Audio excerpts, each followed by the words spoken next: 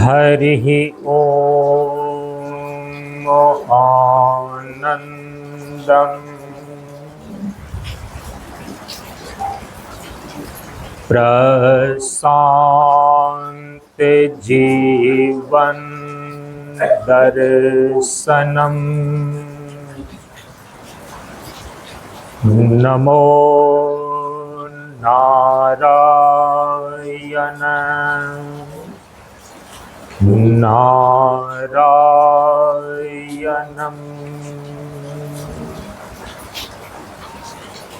सनातन धर्म के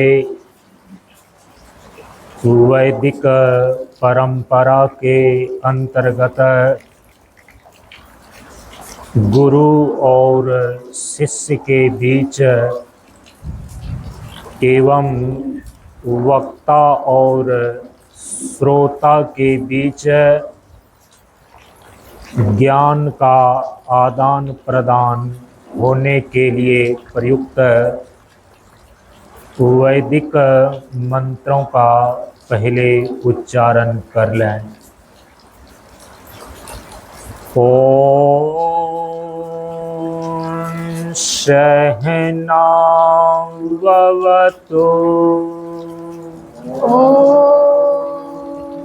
सहनावतु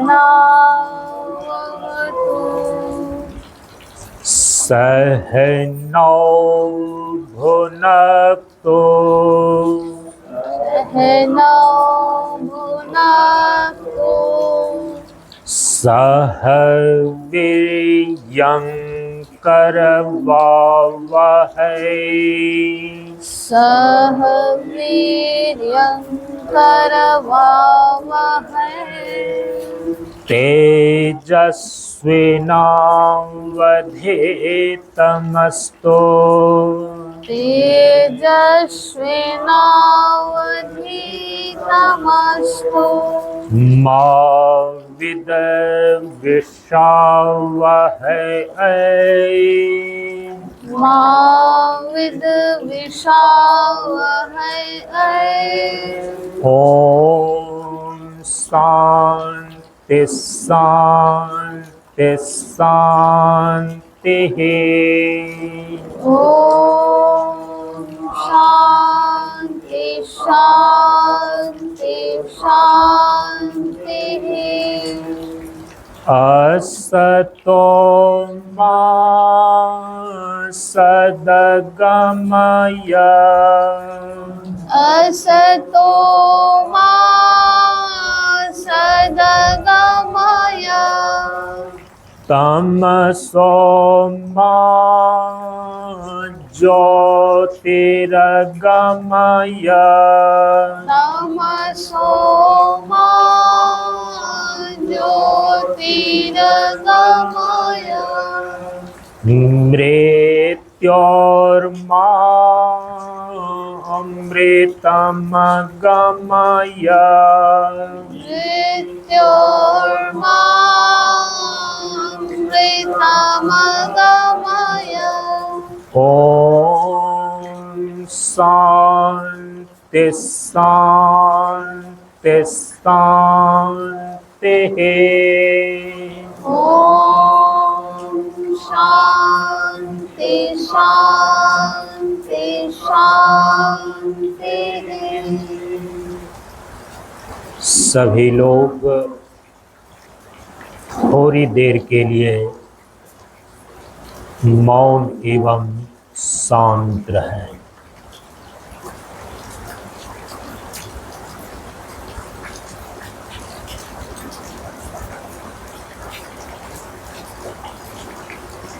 नमो नारायण।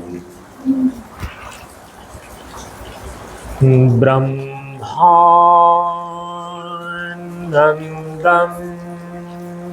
परम सुखदं केवलं ज्ञानमूर्तिम्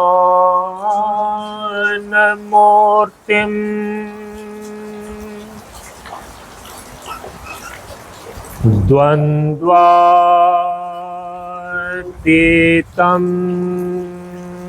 गगनसदृशं तत्त्वमस्यादिलक्ष्यम् एकं नित्यं विमलमचलम्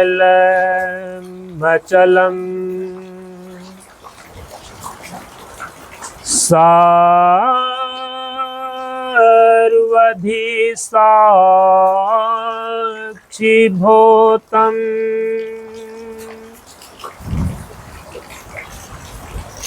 भावातीतं त्रिगुणरहितं सद्गुरुं तं नमामि। सद्गुरुं तं नमामि।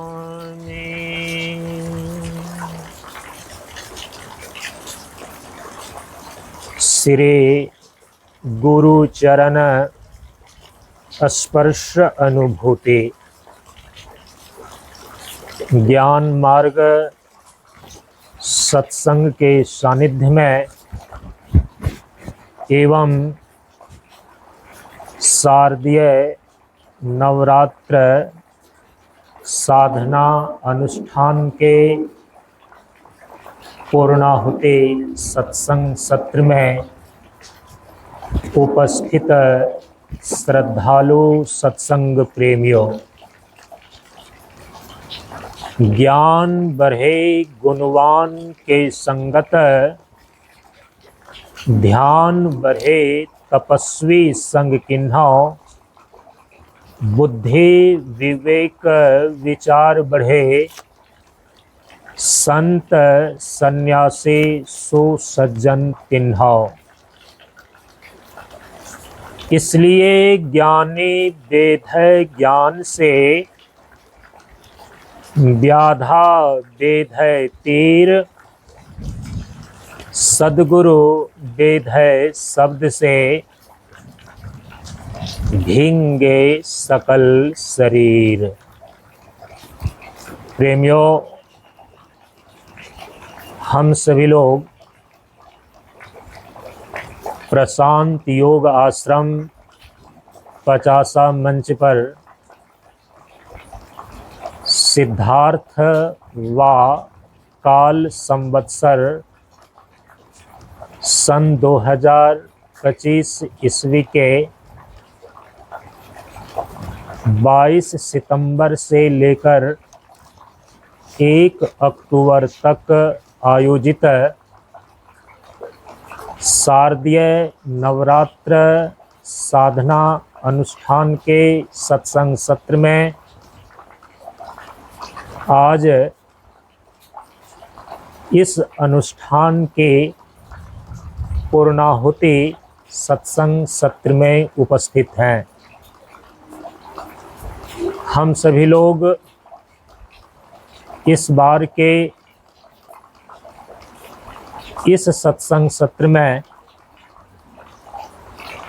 शक्ति तत्व के संदर्भ में विचार कर रहे हैं। आज इस सत्संग सत्र की पूर्णाहुति है, इसलिए इस सत्संग सत्र में आज इस विचार को विराम भी देना है। शक्ति तत्व पर विचार करने में प्रवेश करने हेतु सर्वप्रथम आदि शक्ति भगवती जगदम्बा का मंगलाचरण कर लें।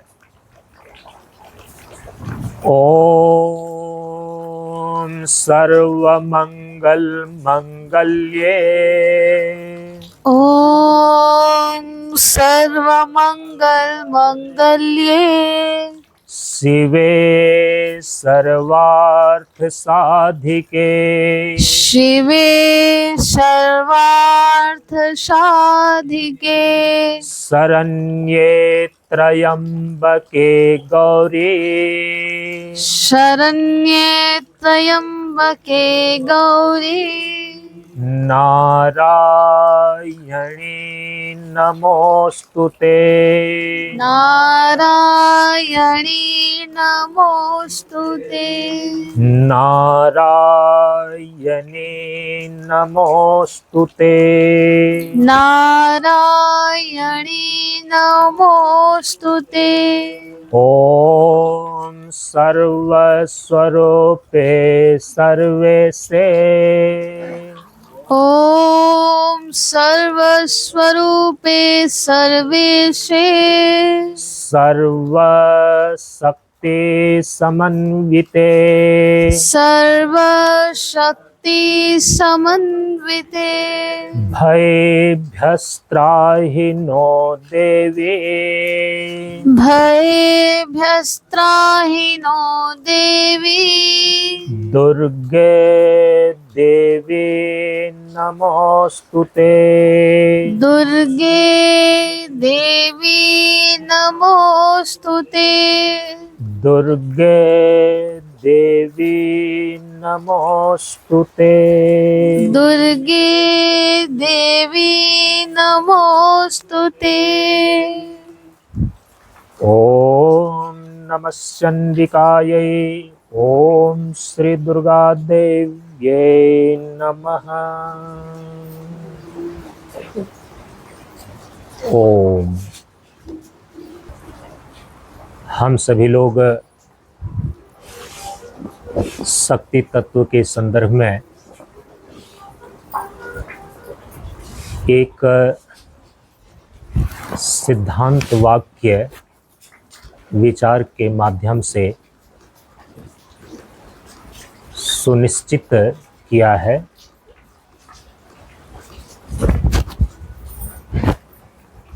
वैदिक षड दर्शनों में तत्व विचार की अंतिम कक्षा के रूप में जो वेदांत दर्शन प्रतिष्ठित है, इस वेदांत दर्शन के अनुसार से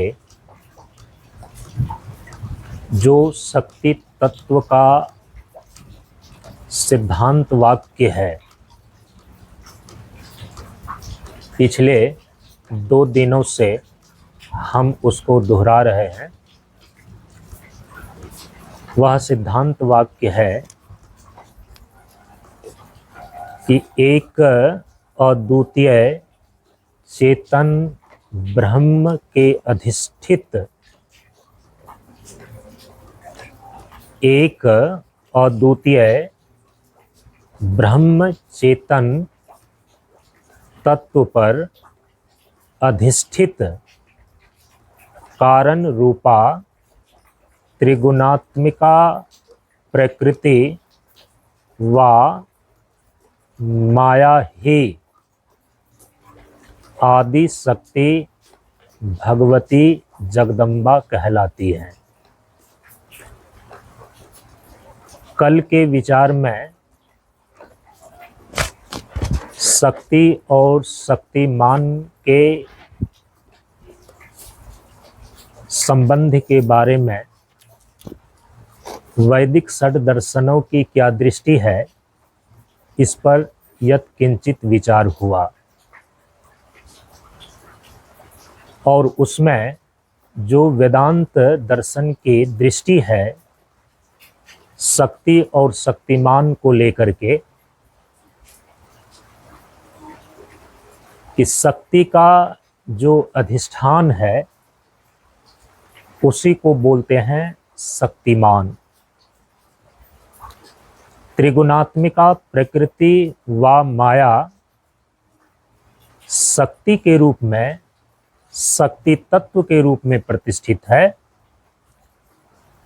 और इस त्रिगुणात्मिका प्रकृति व माया शक्ति का जो स्वामी है जो अधिष्ठान है वो है चेतन ब्रह्म। तो शक्ति तत्व के रूप में प्रकृति अथवा माया है और शक्तिमान के रूप में अद्वितीय चेतन ब्रह्म है।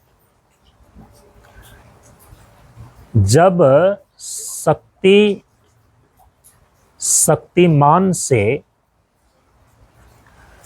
अभिन्न होकर के रहती है, क्योंकि कोई भी शक्ति अपने आश्रयभूत शक्तिमान के साथ अभिन्न रूप से ही रहती है। शक्ति की सत्ता शक्तिमान से अतिरिक्त होकर, स्वतंत्र होकर सिद्ध नहीं होती। जैसे जल है और जल की शक्ति शीतलता है, अग्नि है और अग्नि की शक्ति उष्णता है। तो अग्नि और उष्णता दोनों अभिन्न रूप से ही रहता है।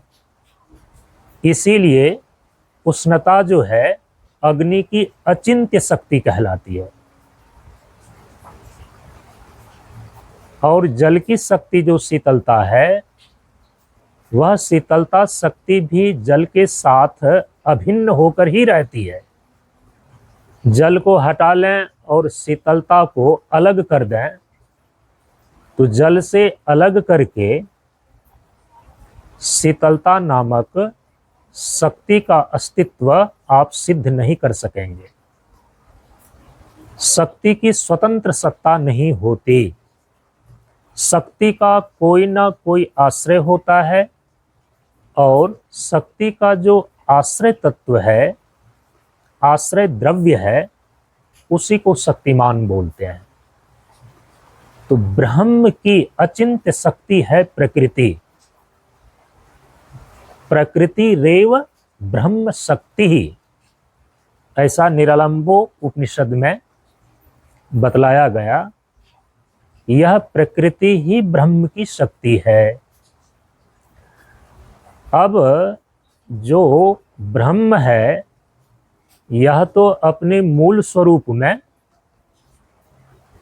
निर्विशेष है, निर्गुण है, नित्य कूटस्थ है।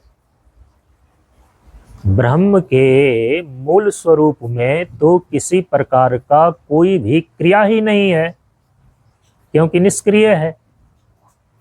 किसी प्रकार का उसमें कोई परिणाम ही घटित नहीं होता, क्योंकि निर्गुण है। इसीलिए जो निष्क्रिय और निर्गुण ब्रह्म है, उससे अकेले माने शक्ति रहित ब्रह्म जो निर्गुण और निष्क्रिय स्वरूप से है, वह अकेला ब्रह्म स्थूल और सूक्ष्म कार्य प्रपंच की अर्थात संपूर्ण जगत की उत्पत्ति नहीं कर सकता। अद्वैत वेदांत के बहुत बड़े मूर्धन्य विद्वान हुए विद्यारण्य स्वामी जी, उन्होंने अपने ग्रंथों में लिखा कि निर्गुण निष्क्रिय ब्रह्म अकेला संपूर्ण जगत की उत्पत्ति नहीं कर सकता। क्यों? उसका हेतु बतलाया निर्विकारित्वात्।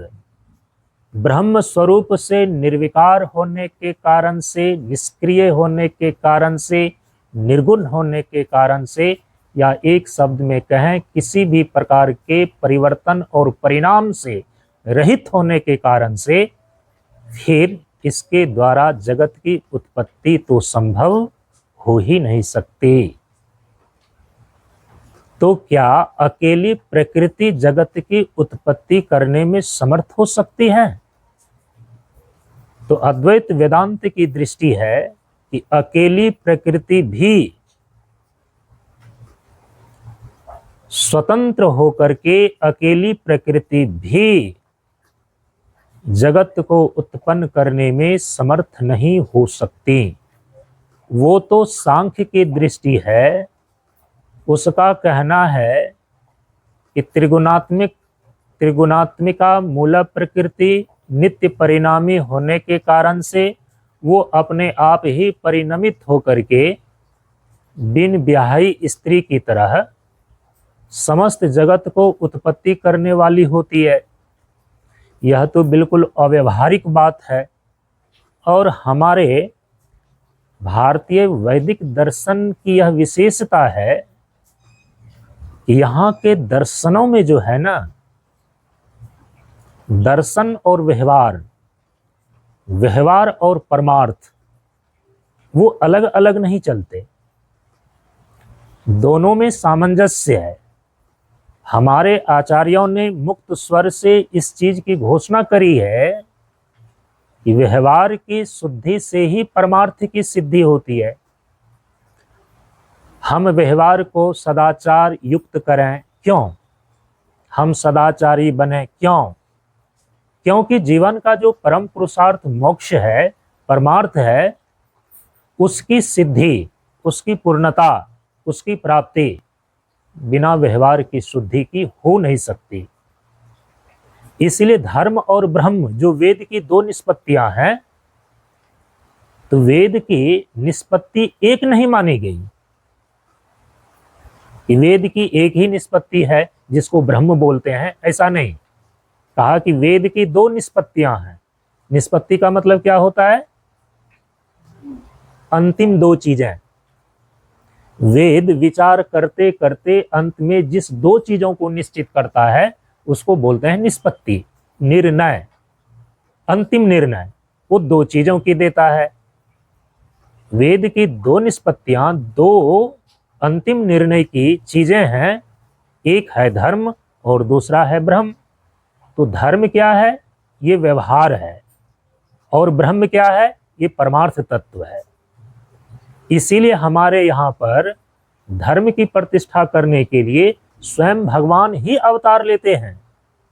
यदा यदा हि धर्मस्य ग्लानिर्भवति भारत अभ्युत्थानम् अधर्मस्य तदात्मानं सृजाम्यहम् परित्राणाय साधूनां विनाशाय च दुष्कृतां धर्म संस्थापनार्थाय संभवामि युगे युगे।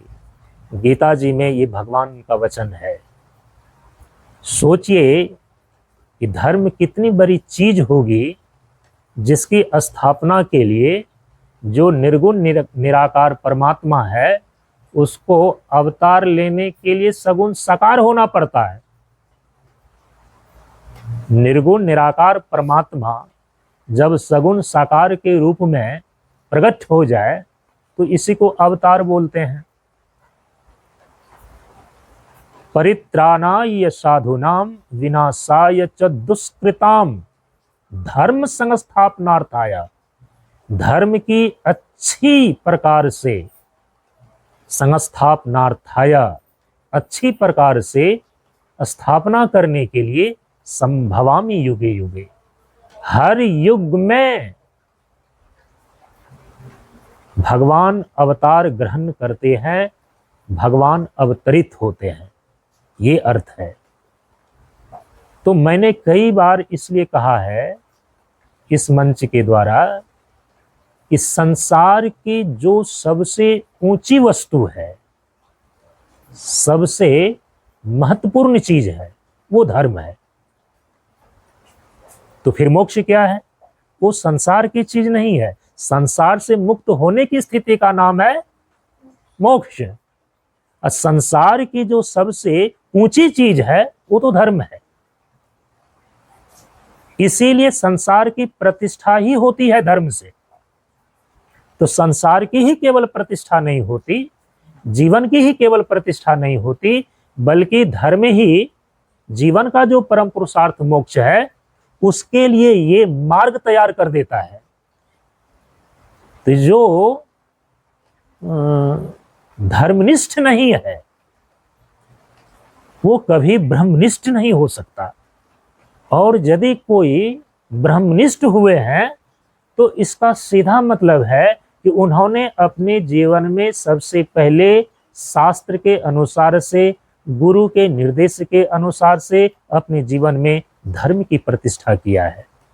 ब्रह्म यदि परमार्थ तत्व के रूप में प्रतिष्ठित है वेद के अंदर, तो याद रखिए व्यवहार के रूप में धर्म की प्रतिष्ठा है वेद के अंदर। तो वेद की दो निष्पत्तियां हैं, एक नहीं दो। पहला है धर्म और दूसरा है ब्रह्म। इन्हीं दो चीजों को जिसने अपने जीवन में धारण कर लिया उसका जीवन पूर्ण हो गया। धर्म के द्वारा जीवन के व्यवहार की शुद्धि, और फिर जब परमार्थ तत्व का ज्ञान हो जाता है, ब्रह्म का ज्ञान हो जाता है, तो उसी को बोलते हैं परमार्थ सिद्धि।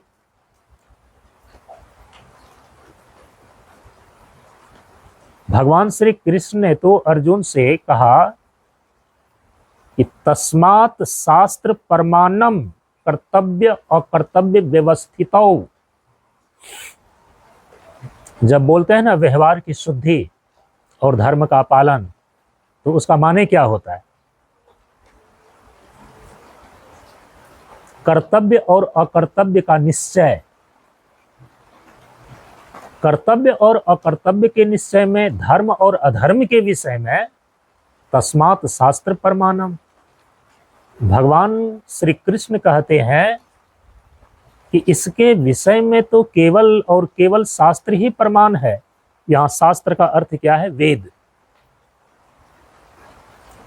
शास्त्र का यहां पर अर्थ क्या है? श्रुति अर्थात वेद। धर्म के विषय में वेद ही प्रमाण है। किसका क्या कर्तव्य होना चाहिए, किसका क्या धर्म है, और अधर्म किसको बोलते हैं, माने पाप कर्म, अधर्म किसको बोलते हैं, किस क्रिया को बोलते हैं, ये कोई व्यक्ति का व्यक्तिगत बुद्धि निश्चय थोड़े कर सकता है। व्यक्ति का व्यक्तिगत जो बुद्धि है ना, वह तो एक कॉन्टेक्स्ट में देखता है ना, एक संदर्भ में देखता है। जो सर्वज्ञ है, जो सभी वस्तुओं को सामान्य रूप से और विशेष रूप से जानने की क्षमता रखता है, ऐसे सर्वज्ञ ईश्वर ही धर्म के निर्णायक हो सकते हैं। कोई व्यक्ति की व्यक्तिगत बुद्धि नहीं। इसलिए भगवान ने कहा कि तस्मात् शास्त्र प्रमाणम कर्तव्य और कर्तव्य व्यवस्थितौ। जो वेद की पहली निष्पत्ति है धर्म, जब इसकी प्रतिष्ठा होती है आपके जीवन में, तो धीरे धीरे आपका व्यवहार जो है सदाचार संपन्न होने लगता है। इसी को बोलते हैं व्यवहार शुद्धि।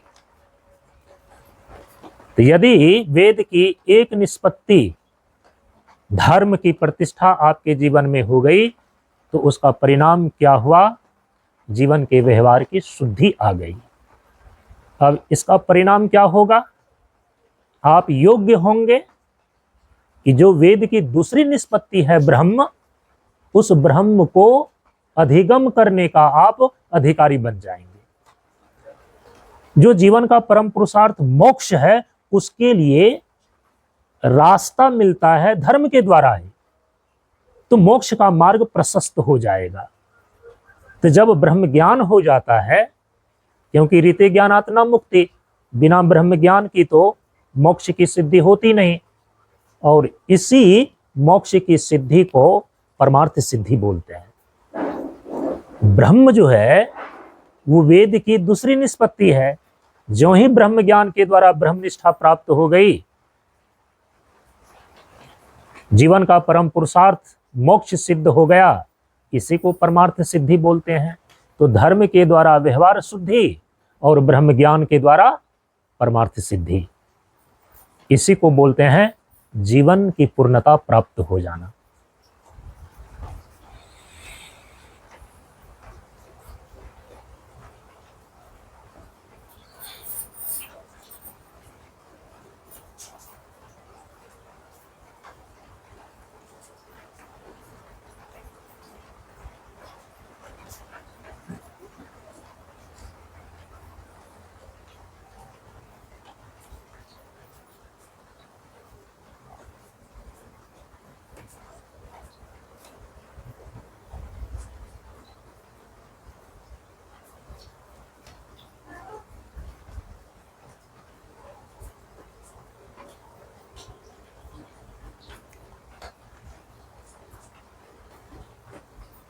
ये चर्चाएं कैसे आई? हमारा दर्शन अव्यवहारिक नहीं है।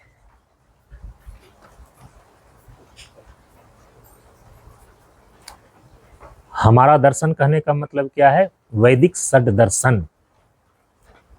जो भारतीय वैदिक दर्शन है ना, यहाँ दर्शन और व्यवहार में सामंजस्य है, क्योंकि व्यवहार की शुद्धि से ही परमार्थ की सिद्धि होती है।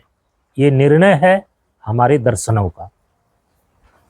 तो सांख्य की प्रकृति तो बिल्कुल अव्यवहारिक सिद्ध हो गई। मूल प्रकृति बिना किसी चेतन पर आश्रित हुए बिना जगत के सभी सूक्ष्म और स्थूल पदार्थों की, तत्वों की उत्पत्ति कर देती है। ये ठीक वैसे ही हो गई आचार्य वाचस्पति मिश्र जी के भांतिकार के शब्दों में कि एक बिन ब्याही स्त्री बहुत सारे संतानों को उत्पन्न कर दे।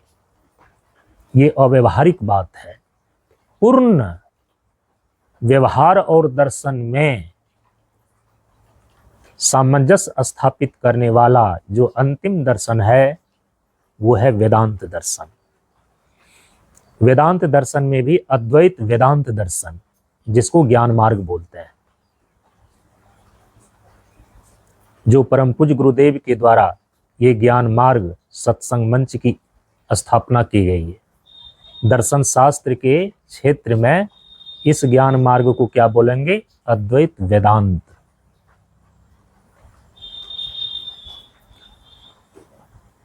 यह तो बिल्कुल व्यवहारिक है कि जैसे व्यवहार में देखते हैं कि एक स्त्री पुरुष का सन्निधि पाकर के फिर पुत्र की उत्पत्ति करती है, तो स्त्री की संज्ञा हो जाती है माँ, जननी। तो आप प्रकृति को माता कहते हैं, तो जब जन्म दे तब तो माँ की संज्ञा प्राप्त होगी। सांख्य की जो प्रकृति है वो जन्म दे रही है तत्वों को, लेकिन बिना किसी चेतन पुरुष की सन्निधि की, इसलिए अव्यवहारिक है। वेदांत दर्शन ने क्या कहा कि जो चेतन ब्रह्म है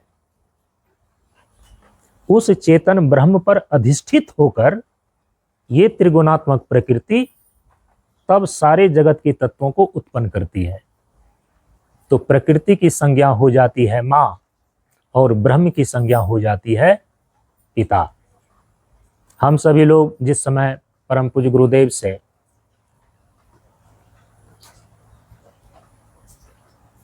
ब्रह्मचारी का दीक्षा लेकर के भिक्षाटन कर रहे थे, मानो कि एक प्रकार से परिव्राजक जीवन जी रहे थे, तो भ्रमण के दरमियान में कई लोगों ने पूछा कि आप लोगों का घर कहाँ है। तो परम पूज्य गुरुदेव से जो प्रवचन सुना था ना तत्व पर, प्रकृति और ब्रह्म पर, प्रकृति के 5 तत्व पृथ्वी जल अग्नि वायु और आकाश, इन 5 तत्वों की जो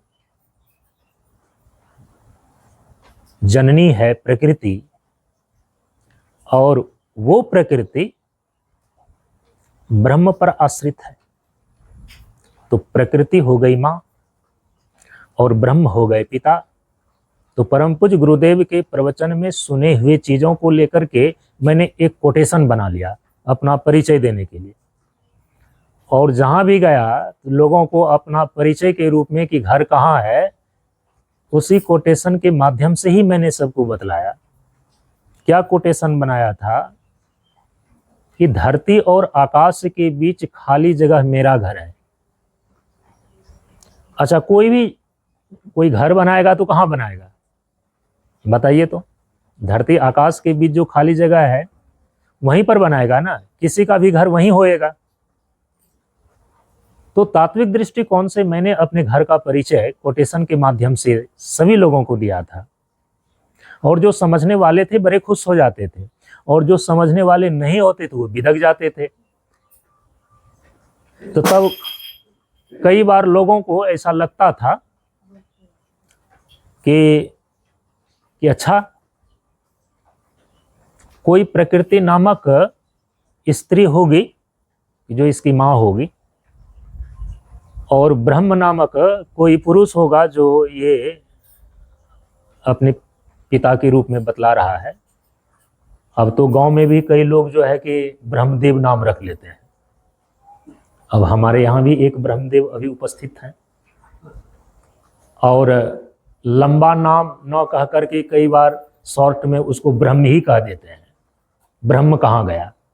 अब सोचिए, ब्रह्मचारी या ब्रह्मचारिणी को शॉर्ट में केवल ब्रह्म लिख करके वहां फुल स्टॉप या बिंदी लगा दी जाती है आगे। तो इस प्रकार से भी व्यवहार में तो ब्रह्म शब्द प्रयुक्त हो जाते हैं ना, संज्ञार्थक।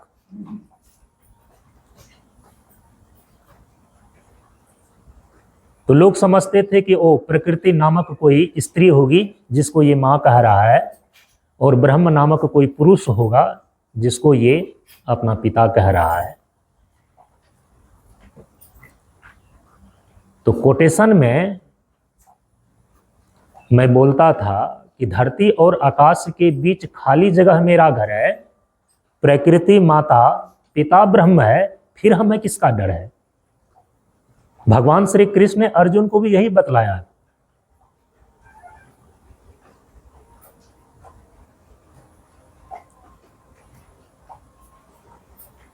कि ये जो महत ब्रह्म है ना, अर्थात प्रकृति की प्रथम वैषम्य परिणाम महतत्व, भगवान कह रहे हैं कि यह प्रकृति ही जो है ना मेरी योनि है, और इस योनि में बीज को स्थापित करने वाला मैं ही चेतन पिता हूं। तो प्रकृति माता है सबकी और पिता ब्रह्म है सबके, केवल मेरे ही नहीं। तो तात्विक दृष्टिकोण से जिसको आप प्रकृति बोलते हैं उसकी संज्ञा है मां, प्रकृति माता है। और तात्विक दृष्टिकोण से जिसको आप ब्रह्म बोलते हैं और उसकी संज्ञा है पिता। प्रकृति माता है और पिता ब्रह्म है। तो जो प्रकृति मां है ना, उसी को जब हम शक्ति उपासना के अंदर मां के रूप में प्रकृति मां को देखते हैं तो उसी को बोल देते हैं जगदम्बा। उसी को बोलते हैं भगवती।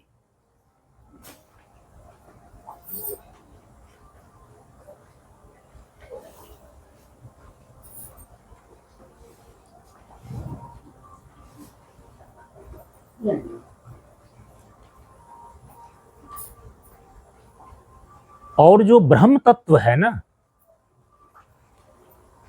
उस प्रकृति का अधिष्ठान, शक्ति का अधिष्ठान शक्तिमान के रूप में, तो उपासना के दृष्टिकोण से फिर हम उसी को बोल देते हैं परम पिता। तो पितृ रूप से या मातृ रूप से, इसी दो रूप से हमारे यहाँ पर वैदिक संस्कृति के अंदर उपासना करने की परंपरा रही है।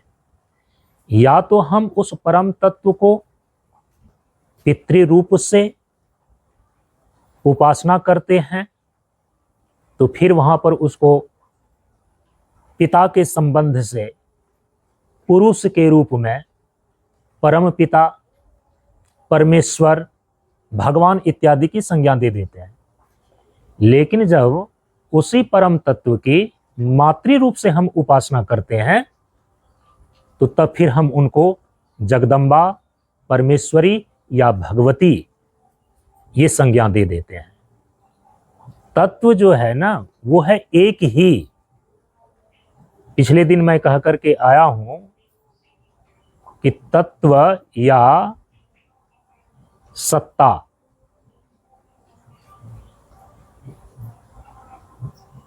एक ही तत्व को पुल्लिंग में भगवान कहा जाता है और उसी तत्व को स्त्रीलिंग में भगवती कही जाती है, क्योंकि यहां पर शक्ति और शक्तिमान में अभेद है।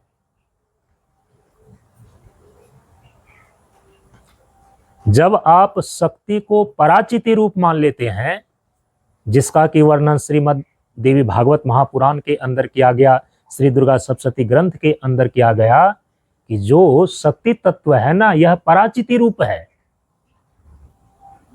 जब शक्ति को आप पराचिति रूप मान लेते हैं तो फिर वहां पर शक्ति और शक्तिमान का भेद विगलित हो जाता है। गीता प्रेस कल्याण अंक से निकलने वाले जो शक्तिपीठ अंक है, उसमें पुरी के वर्तमान शंकराचार्य पूज्यपाद स्वामी निश्चलानंद सरस्वती जी महाराज का उसमें एक वक्तव्य है शक्तिपीठ अंक में। उन्होंने ही वहां पर बताया है कि जब शक्ति को पराचिति रूप मान लेते हैं तब वहां शक्ति और शक्तिमान का भेद समाप्त हो जाता है। तो वैदिक षट दर्शनों में जो शक्ति और शक्तिमान का स्वरूप है, कल हम सभी लोगों ने थोड़ा उस पर विचार किया, तो उसमें देखा कि शक्तिमान शब्द से जो चेतन सत्ता का बोध होता है, चेतनवान होने का बोध होता है, वह तो केवल और केवल शक्ति का अधिष्ठान के रूप में ब्रह्म ही सिद्ध होता है।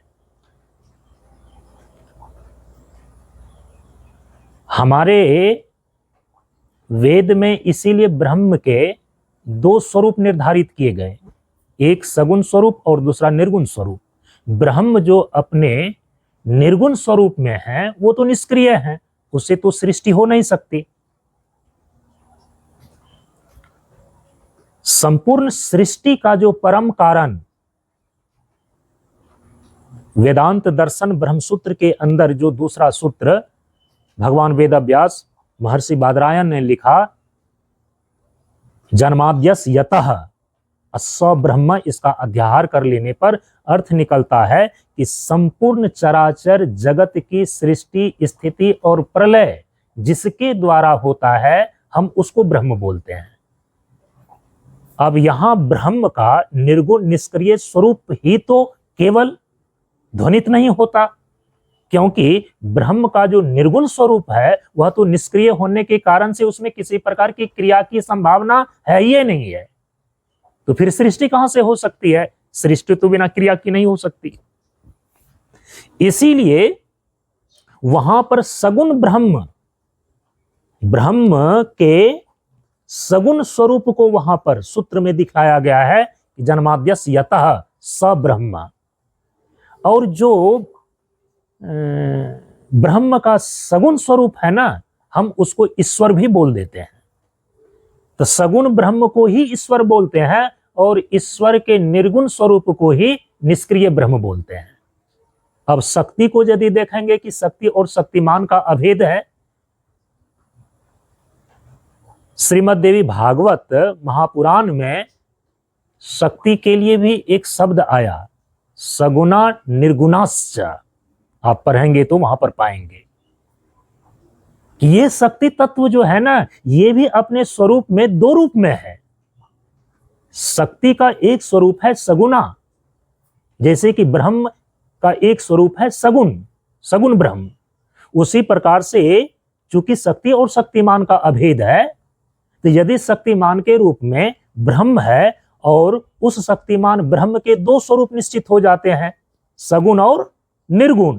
ठीक शक्ति और शक्तिमान का यदि अभेद है तो शक्ति का भी दो स्वरूप बतला दिया, सगुणा निर्गुणाश्च। तो शक्ति का एक सगुणा स्वरूप है और एक शक्ति का दूसरा निर्गुणा स्वरूप है। तो शक्ति का जो सगुणा स्वरूप है ना, तो शक्ति के उसी सगुणा स्वरूप के द्वारा ये संपूर्ण जगत की उत्पत्ति होती है, जो कि दिव्यथर्व शीर्षम के अंदर स्पष्ट रूप से आदि शक्ति भगवती जगदम्बा महादेवी का स्वयं वचन है कि मत्तः प्रकृतिम पुरुषात्मकम जगत। प्रकृति पुरुषात्मकम जगत का अर्थ है प्रकृति माने जितने भी जड़ वस्तु हैं, और पुरुषात्मकम का अर्थ है जितने भी चेतन प्राणी हैं। तो सारे जड़ पदार्थ और जितने भी चेतन प्राणी हैं, एक शब्द में कहेंगे कि चराचर जगत। चर जगत और अचर जगत।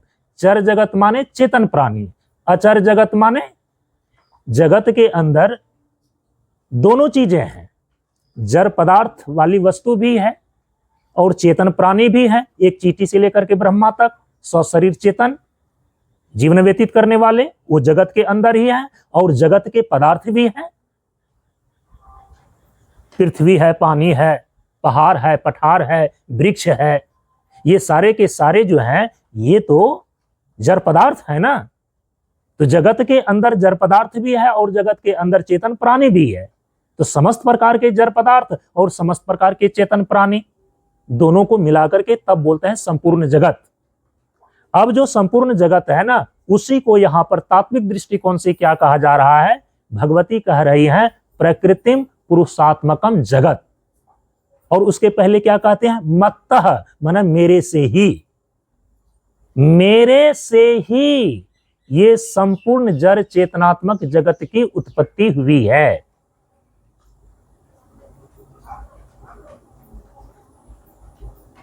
तो जो शक्ति का सगुना स्वरूप है, उस सगुना स्वरूप से, अर्थात उसी सगुना स्वरूप को ही हम बोलते हैं ईश्वरी। जगदम्बा के लिए एक शब्द का प्रयोग आता है ईश्वरी, सर्वेश्वरी, ऐसा भी शब्द आता है। तो उधर पुल्लिंग में बोलते हैं ईश्वर और इधर स्त्रीलिंग में क्या बोल देते हैं? ईश्वरी। तो जैसे कि निष्क्रिय निर्गुण ब्रह्म जगत की उत्पत्ति नहीं करता, बल्कि जो सगुण ब्रह्म है जिसको ईश्वर कहते हैं, वही ईश्वर संपूर्ण जगत का कारण है, उत्पन्न करने वाला है। उसी प्रकार से इधर जो शक्ति का सगुना स्वरूप है, ईश्वरी रूप है, उसी के द्वारा मत्तः पुरुष प्रकृतिम पुरुषात्मकम जगत, जड़ चेतनात्मक जगत की उत्पत्ति होती है। लेकिन जो शक्ति का निर्गुणा स्वरूप है वो क्या है? तो शक्ति का निर्गुणा स्वरूप उस शक्ति का अधिष्ठान है, और अधिष्ठान के रूप में कौन है? निर्गुण निर्विशेष ब्रह्म, चेतन ब्रह्म। तो अब यहां पर शास्त्रों के इन दोनों वाक्यों को लेकर, जो कि ब्रह्म सूत्र में ब्रह्म तत्व को लेकर के लक्षण बतलाया कि जन्माद्यस यतः स ब्रह्म, और इधर यहां पर श्रीमद् देवी भागवत महापुराण इत्यादि में शक्ति तत्व को लेकर उनके दो स्वरूप को सगुना निर्गुणाश्च कहा गया, और देवथर्व शीर्षम के अंदर स्वयं महादेवी कह रही है कि मत्तः प्रकृतिम पुरुषात्मकम जगत। इन वचनों के आधार पर हमारे आचार्यों ने एक निर्णय निकाला सामान्य लोगों के समझने के लिए, कि कहा कि देखो इसको ऐसे समझो, जो सगुण ब्रह्म है ना, वही सगुण ब्रह्म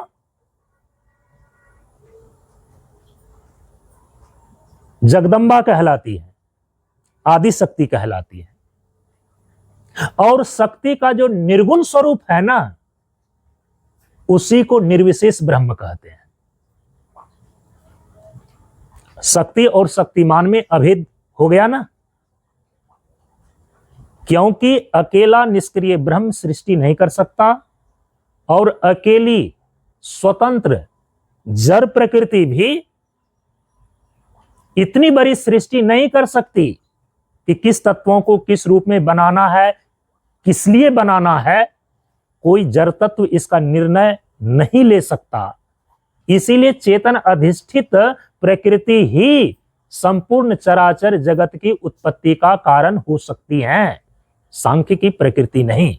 वेदांत की प्रकृति व माया में ही केवल ये लक्षण घटित होते हैं। तो इस प्रकार से यह सिद्ध हो गया कि जो सगुण ब्रह्म है उसी को आदि शक्ति जगदम्बा बोलते हैं, और आदि शक्ति जगदम्बा का जो निर्गुण स्वरूप है उसी को निर्विशेष चेतन ब्रह्म बोलते हैं। तो शक्ति और शक्तिमान में अभेद हो गया। अब यहां पर हमारे शास्त्रों में दुर्गा सप्तशती के अंदर जो उपनिषदों में शक्ति तत्व का वर्णन किया गया उसी को लेकर के मार्कंडेय पुराण के अंतर्गत आने वाला ये श्री दुर्गा सप्तशती है। इसमें उस आदि शक्ति भगवती जगदम्बा के 3 स्वरूपों के चरित्रों का वर्णन किया गया है। चूंकि श्वेताश्वतरो उपनिषद जो है उसमें शक्ति के बारे में वहां पर स्पष्ट रूप से लिखा गया है। श्रुति माता कहती हैं, उपनिषद शक्ति के बारे में बतलाता है कि परास्य शक्ति विविध ही सूर्यते ज्ञान बल क्रिया च। जो पराशक्ति है अर्थात परमात्मा की अचिंत शक्ति है, उनके विविध स्वरूप सुने जाते हैं। श्रुतियों में उसका वर्णन किया गया है। तत्वदर्शी महापुरुषों के द्वारा उनके मुखों से, उनके उपदेशों से सुना गया है। क्या सुना गया है? कि जो परमात्मा की शक्ति है, जो पराशक्ति है, माने आदि शक्ति है, विविध ही इनके विविध स्वरूप हैं। श्रूयते सुना गया है, लेकिन उसमें उन विविध स्वरूपों में उनके प्रमुख 3 ही स्वरूप निश्चित होते हैं। श्वेताश्वतरो उपनिषद तो कहता है यहां पर ज्ञान बल क्रिया च, 3 शब्दों का नाम लिया, ज्ञान, बल और क्रिया। चूंकि कारण रूपा समस्त स्थूल सूक्ष्म जगत का कारण रूपा जो त्रिगुणात्मिका प्रकृति है, चिद अधिष्ठित 3 गुण है उसमें, सत्व गुण, रजोगुण और तमोगुण। क्योंकि प्रकृति त्रिगुणात्मक है, माया भी त्रिगुणात्मक है। उसी तीनों गुणों के आधार पर यहां पर श्वेताश्वतरो उपनिषद में 3 शब्दों का प्रयोग किया जा रहा है, ज्ञान बल क्रिया च। क्योंकि जो सत्व गुण होते हैं ना, वो ज्ञान प्रधान होता है। भगवान श्री कृष्ण ने गीता में लक्षण बतलाया है कि सत्व का गुण है, सत्व गुण का लक्षण है वह ज्ञान को प्रकाशित करता है, ज्ञानम च प्रकाशश्च। और दूसरे जगह क्या लिखा? सत्वात संजायते ज्ञानम, सत्व गुण से तो ज्ञान की उत्पत्ति होती है। प्रकाशम च, सत्व गुण का लक्षण है प्रकाश, वह किसी चीज को ढकता नहीं है बल्कि किसी चीज को स्पष्ट दिखा देता है। प्रकाशश्च, ये जो रजोगुण का लक्षण है ना, भगवान श्री कृष्ण ने गीता में बताया प्रवृत्तिश्च, प्रवृत्ति माने क्रियाशील। तो यहां भी शब्द आया क्रिया, ज्ञान बल क्रिया च। तो क्रिया शब्द जो है रजोगुण का द्योतक है, ज्ञान शब्द जो है सत्वगुण का द्योतक है, और जो बल शब्द है ना, बल अवस्टंभात्मक होता है। यहां बल का अर्थ है अवरोध पैदा करने वाला, अवरोधक, तो वो तमोगुण का द्योतक है। तो परास्य शक्ति विविध ही सूर्यते ज्ञान बल क्रिया च, यह जो उपनिषद कह रहा है त्रिगुणात्मिका कारण रूपा चिद अधिष्ठित प्रकृति जिसकी संज्ञा आदि शक्ति भगवती जगदम्बा है, उसको लेकर के, उसी को ध्यान में रख करके श्री दुर्गा सप्तशती के अंदर आदि शक्ति के 3 स्वरूपों के चरित्र का वर्णन किया गया। और आदि शक्ति के तीनों गुणों के आधार पर जो 3 स्वरूप मुख्य रूप से सुनिश्चित होते हैं, वे 3 स्वरूप कौन कौन हैं? पहला है महाकाली स्वरूप, ये तमोगुण की प्रधानता को लेकर के सुनिश्चित होता है आदि शक्ति भगवती जगदम्बा का। क्योंकि आदि शक्ति भगवती जगदम्बा तात्विक दृष्टिकोण से इसका स्वरूप क्या है? किसको बोलते हैं आदि शक्ति भगवती जगदम्बा? चिद अधिष्ठित कारण रूपा त्रिगुणात्मिका प्रकृति व माया को ही आदि शक्ति भगवती जगदम्बा बोलते हैं। तो त्रिगुणात्मिका है ना, तो तीनों गुण है इसमें, सत्व शक्ति है, रजस शक्ति है और तमस शक्ति है। जो तमोगुण की प्रधानता वाली आदि शक्ति भगवती जगदम्बा का स्वरूप है उसको बोलते हैं महाकाली स्वरूप। आदि शक्ति भगवती जगदम्बा का जो शुद्ध स्वरूप है,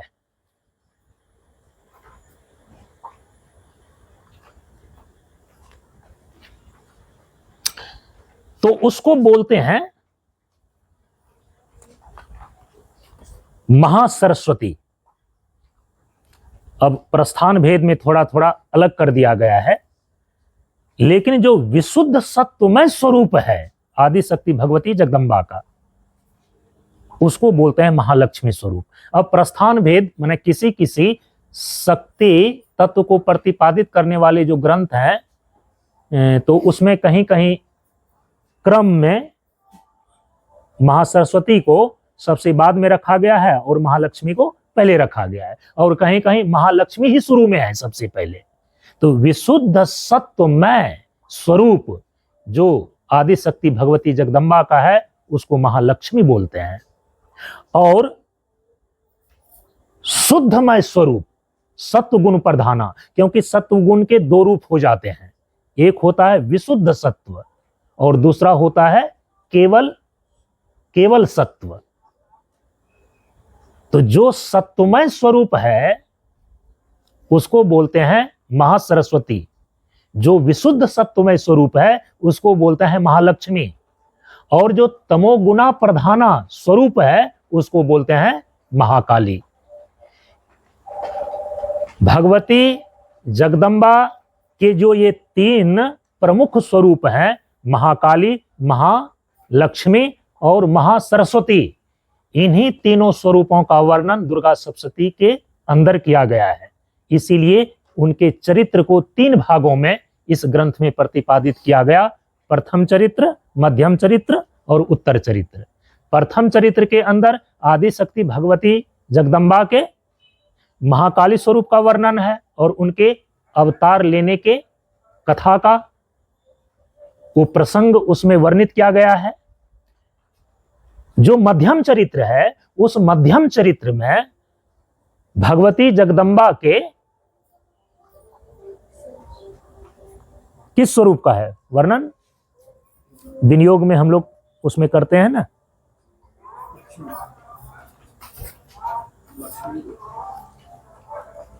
द्वितीय अध्याय के अंदर है ना। देखिए द्वितीय अध्याय में हम सभी लोग तो पाठ करते हैं कि मध्यम चरित्रस्य विष्णु ऋषि महालक्ष्मी देवता। महालक्ष्मी स्वरूप और उनके चरित्र का वर्णन किया गया है। और जो तीसरा उत्तर चरित्र है, तो उत्तर चरित्र में भगवती जगदम्बा के महासरस्वती स्वरूप का, प्रथम चरित्र में महाकाली स्वरूप का, मध्यम चरित्र में महालक्ष्मी स्वरूप का, और सबसे अंतिम उत्तर चरित्र में महासरस्वती स्वरूप के अवतरण का और उनके चरित्र का वर्णन किया गया है। ठीक है। अब इसमें जो भगवती जगदम्बा के इन तीनों चरित्रों में उनके स्वरूपों का और अवतारों का वर्णन किया गया है, उसके आधार पर यदि आदि शक्ति भगवती जगदम्बा के स्वरूप लक्षण को और तटस्थ लक्षण को अलग अलग करके समझें तो थोड़ा सूत्र रूप में, संक्षेप रूप में उसको ध्यान में ले लीजिए, क्योंकि ये अंतिम विचार है। चूंकि दिव्यथर्व शीर्षम, जो अथर्व शीर्ष है ना, वो उपनिषद से लिया गया होता है। चाहे शक्ति तत्व के रूप में जो अथर्व शीर्ष है उसको दिव्यथर्व शीर्ष कह दिया गया। जो पंच सनातन देवता है, पंच सनातन देवता में कौन कौन आते हैं? ब्रह्मा, विष्णु, महेश, आदि शक्ति और गणेश। तो ये ऐसा नहीं है कि केवल जो कि आज अपने आप को वैदिक कहने वाले, ढिंढोरा पीटने वाले कहते हैं कि वो पौराणिकों की ये मान्यता है कि पंच सनातन देवता की पूजा और उपासना करने के लिए वो वैदिक सिद्धांत के आधार पर नहीं बल्कि पौराणिक लोगों की ये मान्यता है, उन्होंने लाकर के जनता के सामने पटक दिया है। ऐसी बात नहीं है। पांचों सनातन देवता ब्रह्मा, विष्णु, महेश, आदि शक्ति और गणेश जो है, इसका 5 अथर्व शीर्ष उपनिषद में है। क्या उपनिषद वेद का हिस्सा नहीं है? क्या उपनिषद को वेद नहीं बोलते? इसीलिए तो वे लोग आधे अधूरे वेद को छपवा करके प्रचार करने वाले उपनिषद को वेद का हिस्सा नहीं मानते। क्योंकि यदि उपनिषद को वेद का हिस्सा यदि मान लेंगे तो फिर वो जिस प्रकार से कई चीजों का निरूपण जो करते हैं कि भगवान अवतार नहीं लेते, पंच सनातन देवी देवता नहीं होते, अद्वैतवाद की सिद्धि नहीं होती, ये जो अनर्गल प्रलाप है ये तो वो कर नहीं सकेगा। इसीलिए उनकी ढिठाई तो देखिए ना। जो वेद की अंतिम निष्पत्तियां उपनिषद में, क्योंकि वेदा नाम अंत ही वेदांत है, वेद का अंतिम निर्णय जिस उपनिषद में किया गया है उसी उपनिषद को वो वेद का हिस्सा मानने को तैयार नहीं है, तो फिर ब्रह्म और आत्मा का ऐक्य बोध कहां से होगा उसे? उसके लिए तो अद्वैत सिद्धि का रास्ता ही बंद हो गया। तो वो जाने, क्योंकि जब तक द्वैत है ना तो समझना चाहिए कि तब तक आत्यांतिक मुक्ति प्राप्त नहीं हुई है। इसीलिए वे लोग तो ये मानते हैं कि आत्यांतिक मुक्ति इस जीव को कभी मिल ही नहीं सकती, क्योंकि सैद्धांतिक रूप से वे द्वैत मानते हैं। और अद्वैत को सिद्ध करने वाला जो ब्रह्म विद्या वाला ज्ञान उपनिषद है वो वेद का हिस्सा ही नहीं मानते, तो उनके लिए तो ऐसे ही रास्ता अवरुद्ध है। 5 अथर्व शीर्ष है 5 सनातन देवताओं को लेकर के उपनिषद में ही। तो शक्ति तत्व देवी को लेकर के जो अथर्व शीर्ष है उपनिषद में, उसको देवी अथर्व शीर्ष बोलते हैं। वहां पर आदि शक्ति भगवती जगदम्बा स्वयं कहती हैं, सबसे पहली ही पंक्ति में वो बोल रही है कि अहम ब्रह्म स्वरूपिणी। आदि शक्ति भगवती जगदम्बा कहती है कि मैं ब्रह्म स्वरूपिणी हूं, मैं ब्रह्म स्वरूप हूं। और यदि ब्रह्म स्वरूप हूं ऐसा बोलती है तो इसका मतलब है कि जो अद्वैत वेदांत की दृष्टि है या सनातन धर्म की सर्वोच्च विचारधारा अद्वैतवाद है, उसमें जो शक्ति और शक्तिमान का अभेद दिखलाया गया है, त्याग विवेक अभेद रहे जब आपन जीवन साधन किन्हो, सारी साधना और उपासना को करके जिस अभेद सिद्धि तक हम पहुंचते हैं उसी अभेदता को दिखलाने के लिए यहां पर स्वयं महादेवी कह रही हैं कि अहम ब्रह्म स्वरूपिणी, मैं तो ब्रह्म स्वरूप हूं। और ब्रह्म के 2 लक्षण होते हैं, क्योंकि किसी भी वस्तु, किसी भी तत्व और किसी भी चीज को पहचानने के लिए उनकी पहचान उनके लक्षण से होता है। तो वस्तु के लक्षण से ही वस्तु की पहचान होती है और उसका बोध होता है। यदि परम वस्तु के रूप में, परम तत्व के रूप में ब्रह्म तत्व की प्रतिष्ठा है और कारण तत्व के रूप में शक्ति तत्व की प्रतिष्ठा है, शक्ति और शक्तिमान में यदि अभेद है तो इसको भी तो लक्षण के आधार पर ही इस तत्वों का यथार्थ अधिगम हो सकता है। तो इसीलिए शास्त्रों में तत्व बोध कराने के लिए उसके 2 प्रकार के लक्षण निर्धारित किए गए हैं। एक लक्षण का नाम है स्वरूप लक्षण और दूसरा का नाम है तटस्थ लक्षण। अब ये दर्शन शास्त्र की भाषा आ गई। किसी भी वस्तु या किसी भी तत्व की पहचान लक्षण के द्वारा होती है। और लक्षण 2 प्रकार के होते हैं। तत्व बोध कराने के लिए 2 प्रकार के लक्षण निर्धारित किए गए, एक है स्वरूप लक्षण और दूसरा है तटस्थ लक्षण। तो उसमें आदि शक्ति तो स्वयं कह रहे हैं कि अहम ब्रह्म स्वरूपिणी, इसलिए ब्रह्म के 2 प्रकार के लक्षण का वर्णन हमारे शास्त्रों में किया गया कि ब्रह्म के ये तटस्थ लक्षण हैं और ब्रह्म के ये स्वरूप लक्षण हैं। तो ब्रह्म के तटस्थ लक्षण कितने बतलाए गए हैं? हमारे शास्त्रों में, उपनिषद में ब्रह्म के लक्षण को बतलाने के लिए उपनिषद ने कहा यतो वा इमानि भूतानि जायन्ते येन जातानि जीवन्ति येन पर्यंत भी संविशन्ति तद विजिज्ञासस्व तद ब्रह्मेति।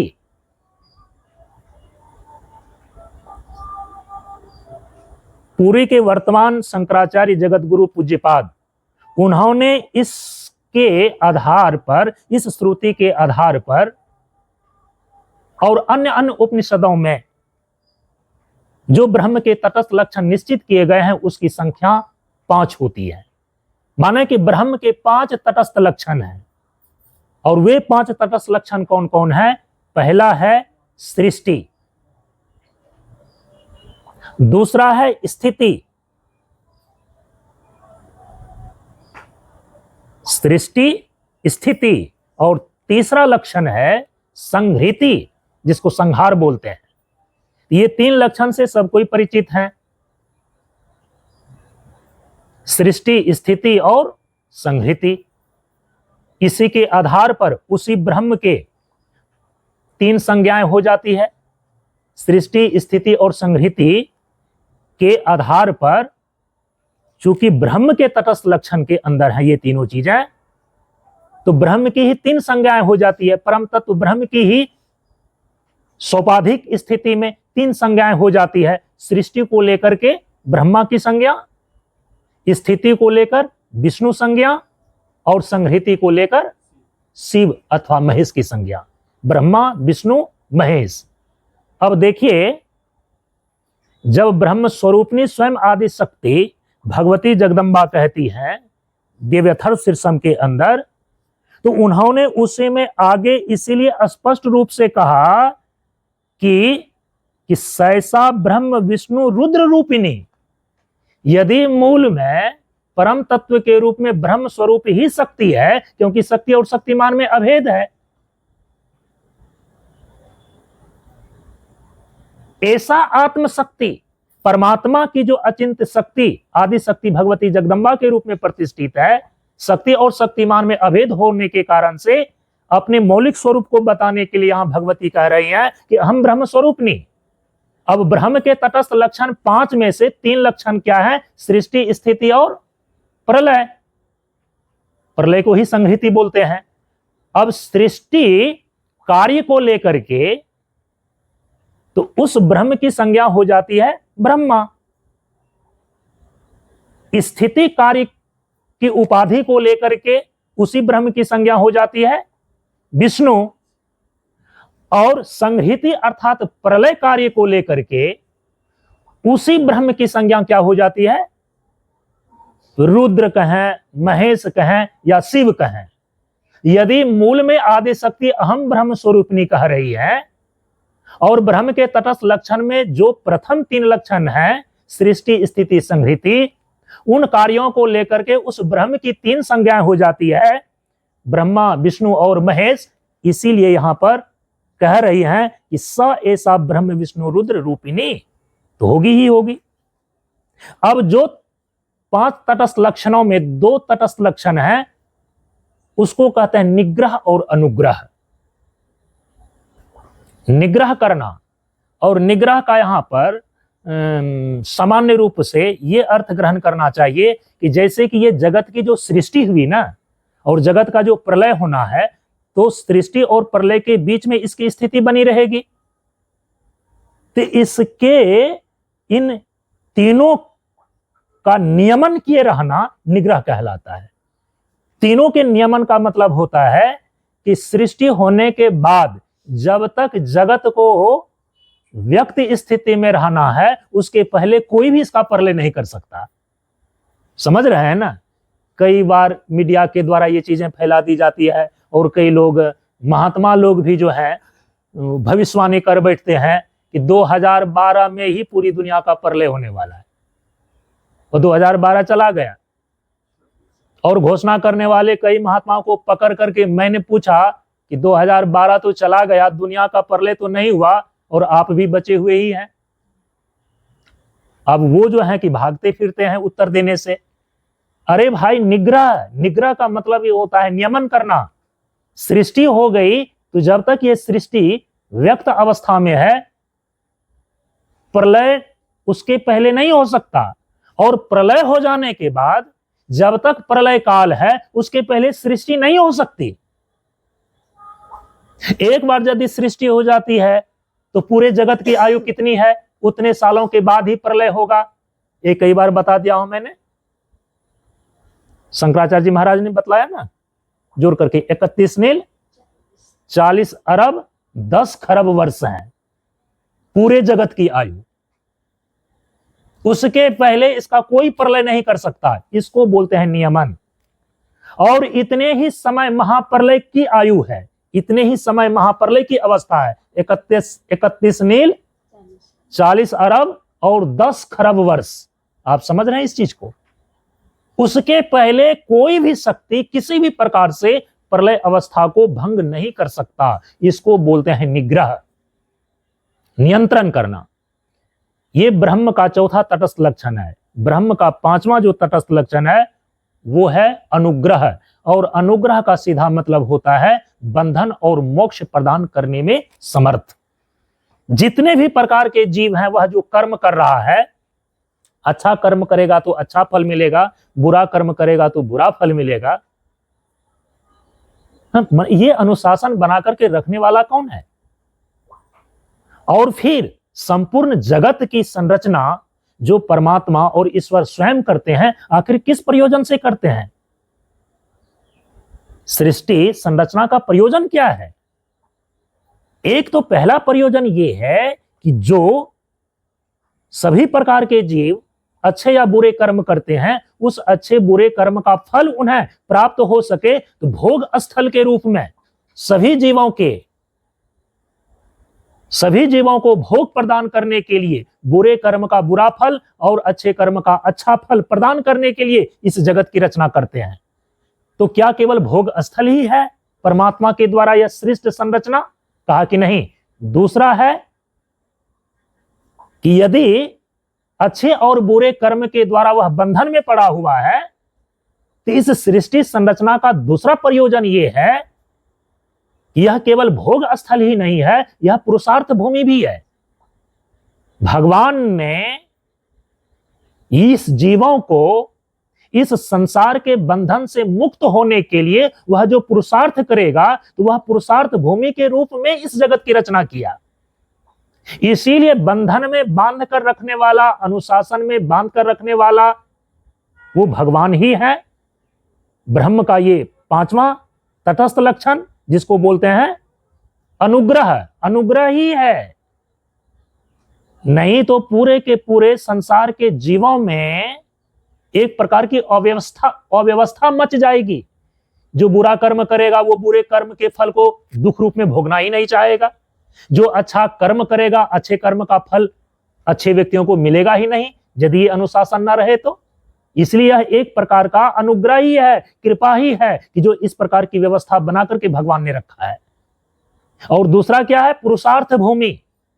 जो संसार के इन कर्म के बंधनों से सदा के लिए मुक्त होना चाहता है, उसके लिए भगवान ने इसी संसार में संत महात्माओं को अवतीर्ण करके उनकी प्रज्ञा में वेद ज्ञान दिया, ब्रह्म ज्ञान दिया, जिनकी ऋषि संज्ञा हुई।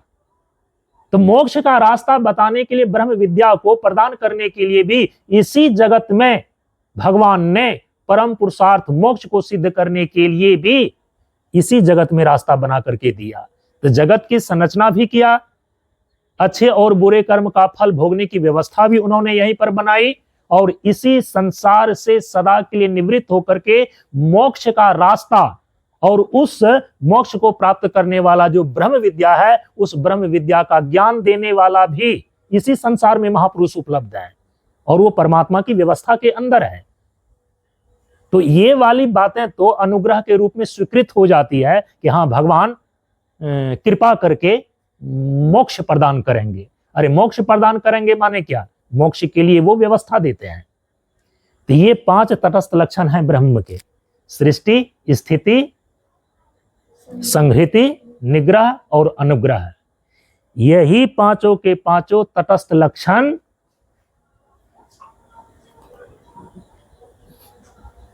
आदि शक्ति भगवती जगदम्बा में भी घटित होते हैं।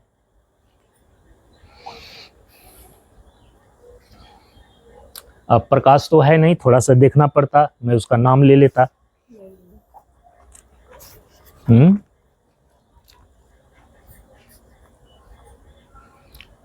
सृष्टि, स्थिति, संहति, निग्रह और अनुग्रह, कहा कि जो आदि शक्ति भगवती जगदम्बा है, ब्रह्म स्वरूप ने होने के कारण से ब्रह्म के जैसे 5 तटस्थ लक्षण हैं, उसी प्रकार से आदि शक्ति भगवती जगदम्बा के भी ये 5 लक्षण हैं। इसीलिए कहीं पर सृष्टि रूपा कहा गया, कहीं संहति रूपा कहा गया, कहीं निग्रह रूपा कहा गया, कहीं अनुग्रह रूपा कहा गया और कहीं स्थिति रूपा कहा गया।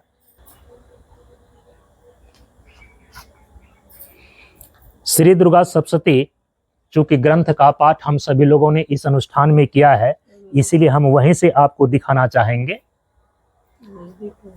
5 तटस्थ लक्षण में देखिए, जो सबसे पहला लक्षण है सृष्टि, दुर्गा सप्तशती के प्रथम अध्याय के 76वें श्लोक में स्पष्ट रूप से लिखा हुआ है, सृष्टि रूपा त्वं विसृष्टौ त्वयैतत् सृज्यते जगत। इससे स्पष्ट हो जाता है कि जो आदि शक्ति भगवती हैं, ये सृष्टि रूपा है, अर्थात जगत के सभी तत्वों को सृष्टि करने वाली हैं, उत्पन्न करने वाली हैं। दूसरा लक्षण है स्थिति। प्रथम अध्याय के 76वें श्लोक के ही अर्धांश में कहा कि स्थिति रूपा च पालने त्वयैतत् पाल्यते विश्वम। ये प्रथम अध्याय के 76वें और 75वें श्लोक में ये शब्द वहां पर आया हुआ है। और जो तीसरा लक्षण बतलाया संहति, जिसको प्रलय कहते हैं, कहा कि ये आदि शक्ति भगवती जगदम्बा प्रलय रूपा है। और प्रलय रूपा को प्रथम अध्याय के ही 77वें श्लोक में एक शब्द का प्रयोग का सीधे प्रयोग किया कि संहति रूपा अंते जगत। अब सोचिए, त्वमत स्यन्ते सर्वदा। जो चौथा तटस्थ लक्षण है निग्रह, तो कहा कि आदि शक्ति भगवती जगदम्बा निग्रह रूपा भी है। और उसके लिए प्रथम अध्याय के ही 98वें श्लोक में 98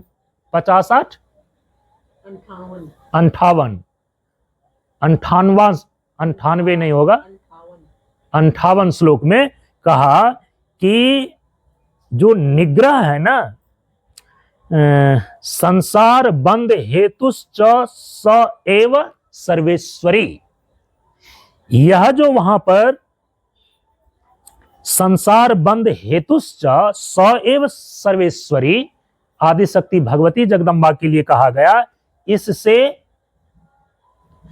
चौथा तटस्थ लक्षण आदि शक्ति भगवती जगदम्बा के निश्चित होते हैं। और अंतिम में जो 5वां तटस्थ लक्षण है अनुग्रह, कि आदि शक्ति भगवती जगदम्बा अनुग्रह रूपा है। तो प्रथम अध्याय के ही 57 श्लोक में स्पष्ट ये शब्द आया है कि स एव नृणाम भोग स्वर्ग अपवर्ग दा। 13वें अध्याय के 5वें श्लोक में भी ये बातें कही गई। और पहला अध्याय के 57 श्लोक में स ऐसा प्रसन्ना वरदा नृणाम भक्ति मुक्तये। इससे यह स्पष्ट हो जाता है कि आदि शक्ति भगवती जगदम्बा अनुग्रह रूपा है। और इसी 5 स्वरूपों को लेकर के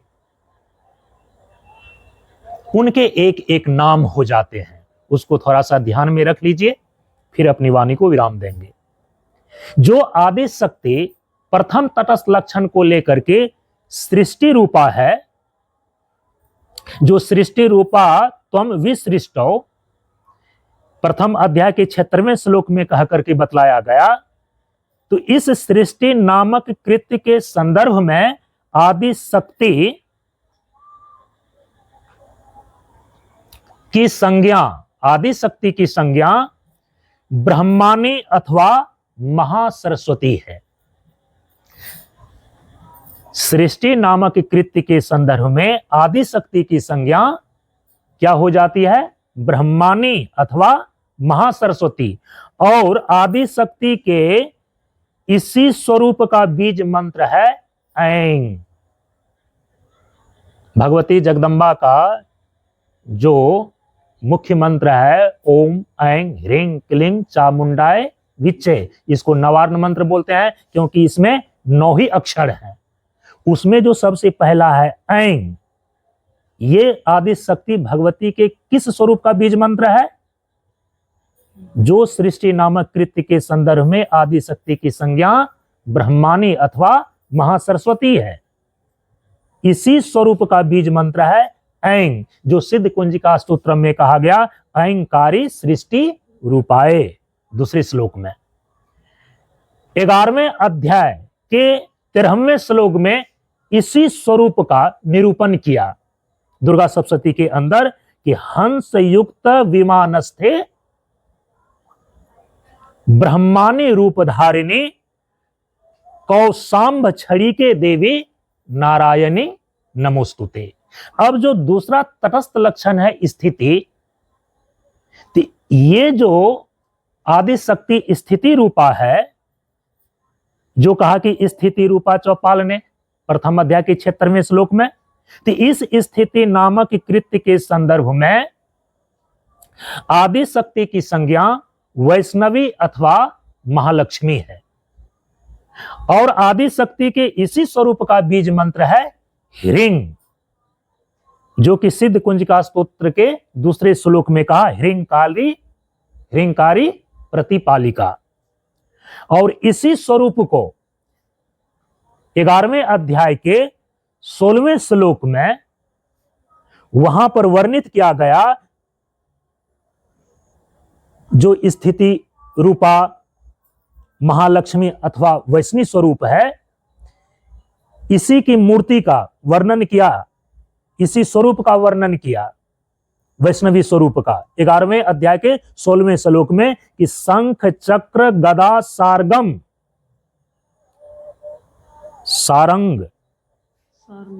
सारंग गृहीत परमायुधे प्रसीद वैष्णवी रूपे नारायणी नमोस्तुते।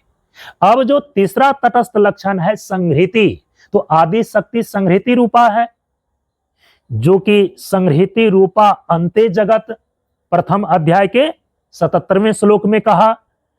इस संहृति नामक अर्थात प्रलय नामक कृत्य के संदर्भ में आदि शक्ति की संज्ञा रुद्रानी, माहेश्वरी अथवा महाकाली है।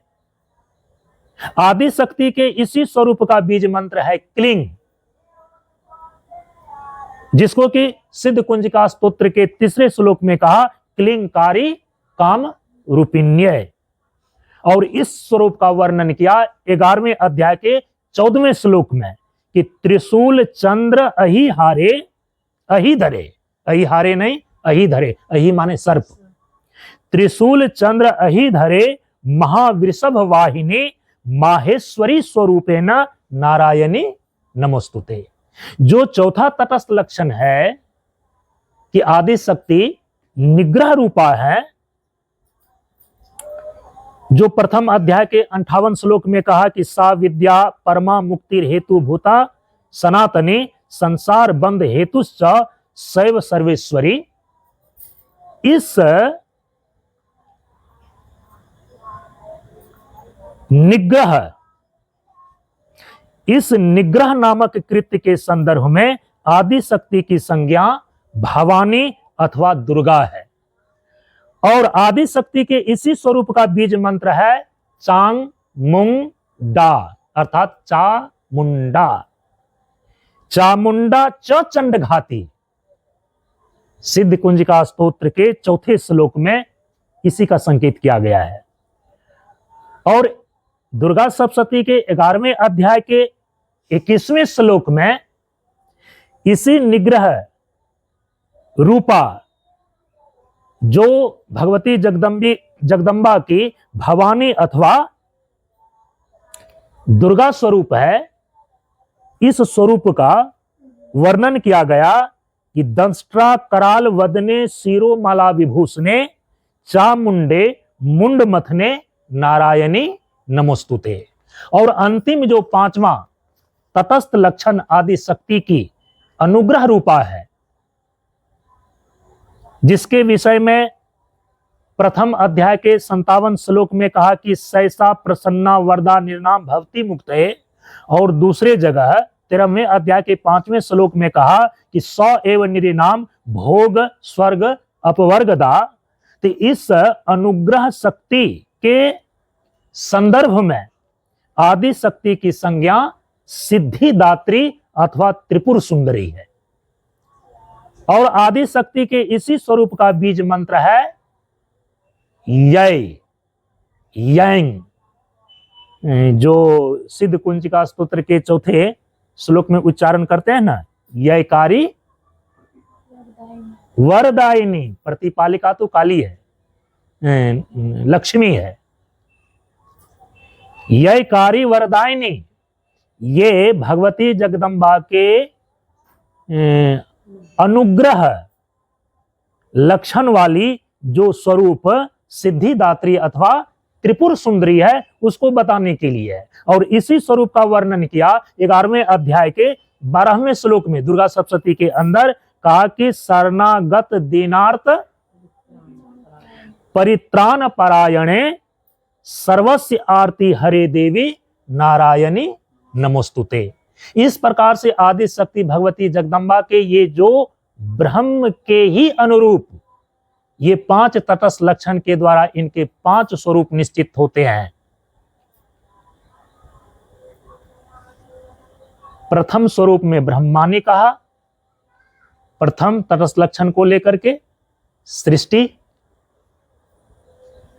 रूपा लक्षण को लेकर के ब्रह्मानी कहा या महासरस्वती कहा, स्थिति रूपा लक्षण को लेकर के वैष्णवी कहा, संग्रहिति रूपा लक्षण को लेकर के रुद्रानी कहा उनको, और चौथा जो निग्रह रूपा लक्षण है उसको लेकर के भवानी या दुर्गा कहा, भवानी या दुर्गा कहा, और जो 5वां अनुग्रह रूपा लक्षण है इसको लेकर के सिद्धिदात्री या त्रिपुर सुंदरी कहा। अब जो ब्रह्म के स्वरूप लक्षण है, तो ब्रह्म के स्वरूप लक्षण भी 5 होते हैं, और वे 5 स्वरूप लक्षण ब्रह्म के कौन कौन है? सत्यम ज्ञानम अनंतम ब्रह्म, विज्ञानम आनंदम ब्रह्म। यह जो उपनिषद में बतलाया गया है, इसके द्वारा ब्रह्म के 5 लक्षण स्वरूप लक्षण होते हैं। पहला है सत्य, दूसरा है चित्त, तीसरा है आनंद, चौथा है विभु, और 5वां लक्षण है एकम एव अद्वितीयम। यह जो 5 स्वरूप लक्षण ब्रह्म के हैं, ये जो 5 स्वरूप लक्षण है ब्रह्म के, चूंकि आदि शक्ति कहती हैं कि हम ब्रह्म स्वरूप ने, तो ये 5 स्वरूप लक्षण आदि शक्ति में भी घटित होता है। परम पूज्य गुरुदेव ने अपने प्रार्थना में परम प्रभु पर ब्रह्म परमात्मा के इसी 5 स्वरूप लक्षण को लेकर के 5 शब्द दिए हैं। अलख प्रभु स्वज्ञान जी का जीवन होवे ज्ञान, अकथ प्रभु स्वज्ञान जी का जीवन होवे ज्ञान, अमर प्रभु स्वज्ञान जी का जीवन होवे ज्ञान, अगम प्रभु स्वज्ञान जी का जीवन होवे ज्ञान, परम विभु सद ज्ञान जी का जीवन होवे ज्ञान। अलख, अकथ, अमर, अगम और विभु, ये 5 शब्द जो प्रार्थना में परम पूज्य गुरुदेव ने प्रयुक्त किए हैं, ये ब्रह्म के स्वरूप लक्षण हैं। अलख के द्वारा ब्रह्म के चित स्वरूपता को बतलाया गया है। अकथ शब्द के द्वारा ब्रह्म के आनंद स्वरूपता को बतलाया गया है। अमर शब्द के द्वारा ब्रह्म के सत स्वरूपता को बतलाया गया है। अगम के द्वारा ब्रह्म के अद्वितीय स्वरूपता को बतलाया गया है और परम विभू शब्द के द्वारा ब्रह्म के विभूता स्वरूप को बतलाया गया है। यही 5 स्वरूप लक्षण है ब्रह्म के, और इन 5 स्वरूप लक्षण में जब आदि शक्ति भगवती जगदम्बा के स्वरूप को देखते हैं तो श्री दुर्गा सप्तशती ग्रंथ के अंदर भी और श्रीमद् देवी भागवत महापुराण के अंदर भी भगवती जगदम्बा के इन्हीं 5 स्वरूपों को जगह जगह पर बतलाया। सबसे पहले तो दिव्यथर शीर्ष में भगवती स्वयं कहती हैं अहम ब्रह्म स्वरूपिणी। तो यदि ब्रह्म स्वरूपिणी है तो यदि ब्रह्म के तटस्थ लक्षण है 5 और स्वरूप लक्षण 5 हैं, तो ये 5 तटस्थ लक्षण जैसे आदि शक्ति में घटित होते हैं तो वैसे ही ये 5 स्वरूप लक्षण भी आदि शक्ति में घटित होते हैं। तो सबसे पहले जो सत्यचित आनंद है, मूर्ति रहस्यम के अंदर एक पंक्ति आता है, हम सभी लोग प्रतिदिन पाठ करते हैं, सच्चिदानंद विग्रह। कहा कि आदि शक्ति की जो मूर्ति है ना वो कैसी है, कहा कि उनका विग्रह सत्यचित आनंद स्वरूप है। तो ब्रह्म भी है सत्यचित आनंद। अब यहां पर आदि शक्ति की सत स्वरूपता को लेकर के एक स्पेशल शब्द का प्रयोग किया जाता है और उसको बोला जाता है संधिनी शक्ति। आदि शक्ति की सत स्वरूपता को लेकर के संधिनी शक्ति कही जाती है। आदि शक्ति की चित स्वरूपता को लेकर संबित शक्ति कही जाती है और आदि शक्ति की आनंद स्वरूपता को लेकर आह्लादिनी शक्ति कही जाती है।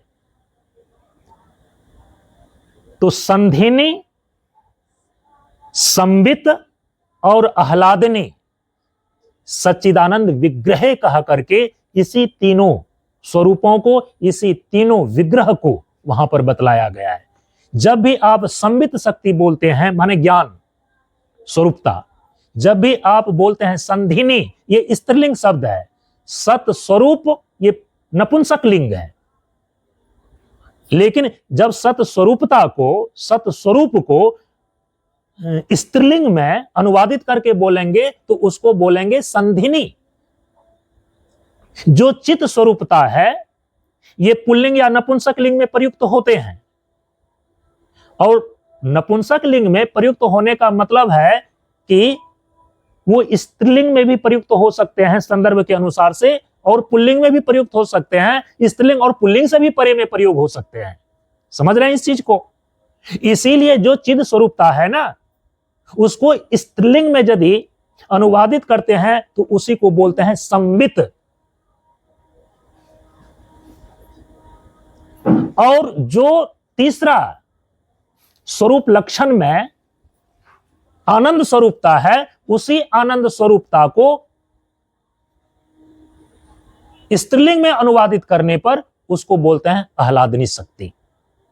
तो मुख्य ये 3 शक्ति, ये 3 स्वरूप लक्षण जो आदि शक्ति के हैं, इसी के अनुसार से उनको सच्चिदानंद विग्रह कहा गया और फिर संधिनी शक्ति, संबित शक्ति और आह्लादिनी शक्ति उनको कही गई। तो इस प्रकार से आदि शक्ति भगवती जगदम्बा के 5 तटस्थ लक्षण और 5 स्वरूप लक्षण निर्धारित होते हैं। ये स्वरूप लक्षण में जो 2 रह गया वो कौन कौन है? एक है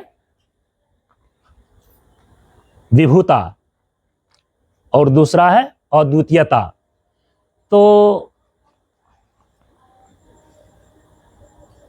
मुझे ध्यान में आ रहा है कि भगवती स्वयं अपनी अद्वितीयता को बताने के लिए दुर्गा सप्तशती के शायद 12वें अध्याय में एक शब्द का उन्होंने प्रयोग किया है कि जब सिंह और निशुंभ ने कहा है कि तुम कई स्त्रियों का सहयोग लेकर के मुझे पराजित कर रही हो, तब उन्होंने दिखाया है कि अरे ये जो अलग अलग रूप दिखाई देते हैं वो मेरी ही विभूतियां हैं और वास्तव में मैं तो एक ही हूं। कैसे कहा? एका अहम एवा।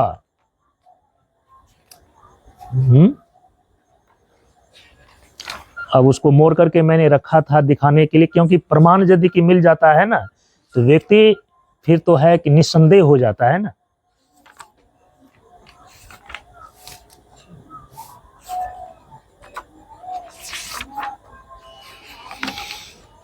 हाँ, ये आ गया। चूंकि ग्रंथ तो सब कोई पाठ करते हैं, पढ़ते हैं, लेकिन जिनको तत्व का थोड़ा सा भी परिज्ञान है ना, उनको दिखता है कि कौन चीजें कहाँ पर कैसे लिखी हुई है। ये पंक्तियां तो रोज आपकी नजरों से निकलती हैं, लेकिन देखिए भगवती यहाँ पर अपनी अद्वितीयता को बताने के लिए जो 5 स्वरूप लक्षण में एक चौथा लक्षण है ना, अद्वितीयता। एकम एक अद्वितीयम, जैसे ब्रह्म है वैसे ही एक अद्वितीय ही मैं हूं। तो 10वें अध्याय के 5वें श्लोक में भगवती स्वयं कहती हैं, एका एव अहम जगत्यत्र द्वितीया का ममा पड़ा। जैसे कि ब्रह्म के लिए शब्द प्रयुक्त होता है ना कि एको अहम द्वितीयो नास्ति, ठीक उसी का स्त्रीलिंग में अनुवादित करके चूंकि भगवती बोल रही है तो स्वयं के बारे में क्या कह रही हैं? जैसे ब्रह्म के लिए वहां पर उपनिषद में ये कहा गया कि एको अहम द्वितीयो नास्ति, एक मैं ही हूं, मेरे अतिरिक्त दूसरे की किसी की परमार्थ सत्ता नहीं है, वास्तविक सत्ता नहीं है, वो मेरे पर अध्यस्त हैं, मेरे पर अधिष्ठित हैं। उसी प्रकार से यहाँ पर आदि शक्ति भगवती अपनी अद्वितीयता को बताने के लिए कह रही हैं कि एका एव अहम जगत्रय, जगत यत्र द्वितीया का ममा पड़ा। अरे इस जगत में मेरे अलावा दूसरा कौन है?